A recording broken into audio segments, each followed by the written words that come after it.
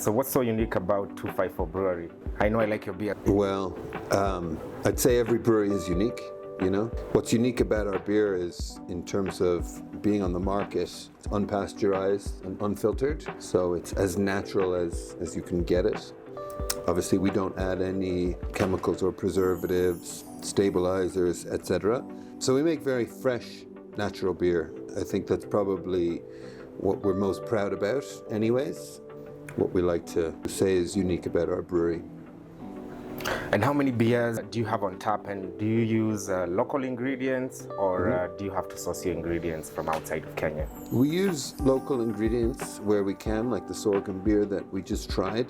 But unfortunately, as of now, we still need to import all of the malted barley, but we hope that we'll be able to access local barley in the near future.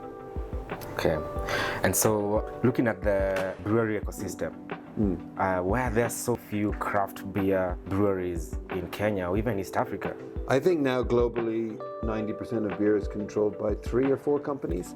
We went from having globally a lot of diversity to having a very small number of giant monopolies, and now globally we're seeing a trend back towards smaller breweries, because, you know, for something like beer, when it became that big and it became that processed, it no longer became a very nutritious product. If I'm going to be drinking something all night long, I'd like to know that it's natural, my body can process it and so on. So that's just been a global trend in the last 20 years, and Kenya's catching up. I think when I came here in 2012, I think we had 2 craft breweries. Now we have maybe 7, so, you know. That sounds good. That's a lot of progress. Yeah. So looking at Kenya's population, we have 53 million people and we have 7 breweries, as you say. What's the ideal number of breweries we should have for our communities here in Kenya? Well, let's say a country in Europe with 50 million people would be like England or France or something like that. I think they have about 2,000 or 3,000 breweries. So we've a ways to go from 7. Wow. What do you think the future of brewing looks like here in Nairobi and Kenya in general, even East Africa? Yeah, well, I think there'll be more small players coming into the market. I think Kenyans are very adventurous, curious consumers, and there's new stuff coming along all the time. So yeah, it would be our hope that as you see all that, you know, diversity coming into the beer market, it's going to be coming from local brews, you know, rather than imports. And you know, we have 50 different kinds of traditional Kenyan beers which exist, and you know, we hope to see that those brewers are increasingly allowed to commercialize their products. Okay, that sounds very exciting. And so I see most of your employees here are youth. The biggest challenge we have here in Kenya is youth unemployment. What's the criteria of getting a job in an organization like yours for Kenyan youth who is excited about brewing and would like to be part of an exciting organization like this? What do you look for, and how is it working with a youthful organization like yours? We hire a lot of people straight out of university. We look for people that are hungry, you know, that really are ambitious. They want to work hard. They want to learn and grow. A lot of our managers kind of came up through maybe being a production staff or a brewing intern or an activator in the marketing team. And when we see there's talent there, we try to promote people. So that sounds really good, especially because Kenya is a youthful population. So we are passionate about innovation. That's why we're here. Your craft beer is known in Nairobi. And so what's the most innovative thing you guys are working on at the 254 Brewery? Well, the most innovative thing that's happening is the Irish Red. It's going to be a nitro beer like my Nitro Stout, but an Irish Red Ale, which we've never made that before. We've never made a Nitro Red. We've made Golden and we've made Stouts. So we like to just innovate and experiment, and then we see what people like. Muratatu, we just thought it was a one-off beer. We never thought that it would be our top-selling beer, you know, but when people respond to something in the bar here, then we make more of it, so. Okay, that's really exciting. I can't wait to taste the Nitro. Irish Red. The Irish Red. So these are very exciting things, Owen. Yeah, the other players who have come up in the field, we have the KO, the Kenya Originals. We have a few other players who've been in existence for a long time. How is it like for the competitors here in Kenya? Are they collaborating? Do they work as a team? Yeah, we're pretty collaborative, I think, because you know we're so small. All together, we still make up less than 1% of the market. Last year, we formed a small brewers lobby group. We lobbied against a finance bill on the alcohol taxes that was coming through. This year, I hope that we're going to put together a craft beer festival later in the year, maybe in September.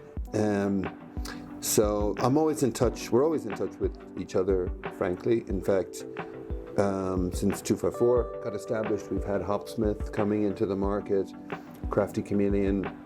People usually reach out to me, not necessarily about making beer, but about getting the licenses, because it's the most challenging part of the process. But yeah, we're a small group.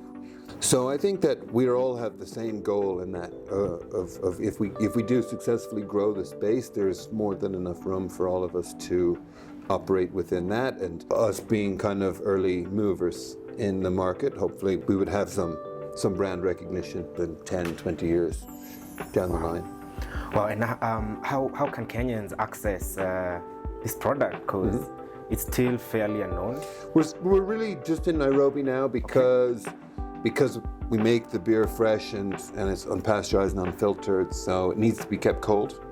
When you buy it in the supermarket, you need to take it home, put it in your fridge. We're in about 80 to 100 bars around Nairobi. Places like, you know, Gecko, Alchemist, Bar Next Door, you know, so Lavington, Killaleshwa, Killamani, Westlands. We're trying to get some more presence in like places like Quiver, Mombasa Road, getting up into places in Thika Road, like Embassy and Thika Road just started stocking us, and Kiambu Road, a few places giving us a chance, you know, so that kind of thing. So we're kind of spreading out in those directions. We're in all of the Careforce, most of the Nivases, most or all of the Chandaranas. So you can get us online. I'll always recommend Chupa Chap. If you're in Nairobi, you want to get the beer quick, Chupa Chap, always cold, always quick, very good, reliable. If you're outside Nairobi, you can actually order anywhere in the country via greenspoon.co.ke, so that's a good one. Yeah, and we're always looking for new customers, so if there's any bar owners out there, give us a call. And we'd love to see if we can sell 254 in your place. So it's growing slowly by slowly, obviously. So if I had a friend on Friday night and I want to convince him to have one of your beers, so the one I really like is a Suntrap. Yeah. And he says, well, that's maybe 100 shillings more expensive than the brewery one. How would I convince him why it's a better beer and it tastes better? Why? Well, tasting is believing, so you just need to try it out. And of course, I would say to your friend, Soundtrap is 7%, so it's 100 shillings more. It's almost double the alcohol. If you really get your calculator out for the really economically conscious consumer, yeah, the beers are more expensive. You know, some of them are quite strong. So, I mean, if you look at a Muratatu and it's 10.4%. If you calculate it versus, even though that Whitecap or Tusker is a larger bottle, you can do the math and you'll find you'll actually have a higher amount of alcohol in those bottles. But that's only the argument I would make after I failed on all of the natural health and flavor reasons why they should try out the Soundtrap or any. Okay, thank you, Owen. So any final closing remarks? Yeah, no, nothing else. Come by anytime. We'll let you know when we get the Babel espresso on the menu, and so I appreciate you, Owen, and thank you so much for bringing craft beer to Kenya. I know I'm not the only one who appreciates it. I used to live in America, and I would walk down the road and find a craft beer brewery every couple of blocks. So thank you so much for bringing this innovation to Kenya. Cheers, Owen. all Thank right. you so much. Cheers.